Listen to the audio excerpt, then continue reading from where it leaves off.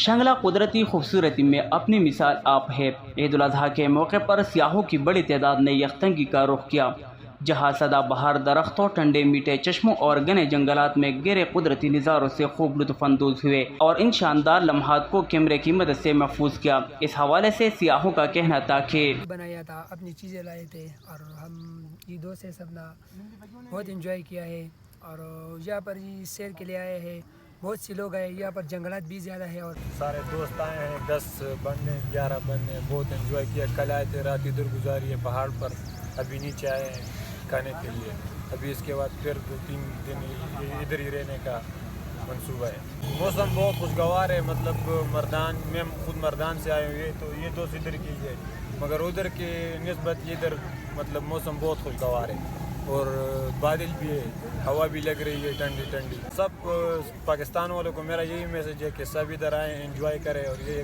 مطلب بہت سیر کے لیے بہت اچھی جگہ ہے۔ تو شکر الحمدللہ ہم نے بہت انجوائے کیا ہے، رات ہماری جو ہے نا پہاڑ میں گزری ہے، بہت اچھی۔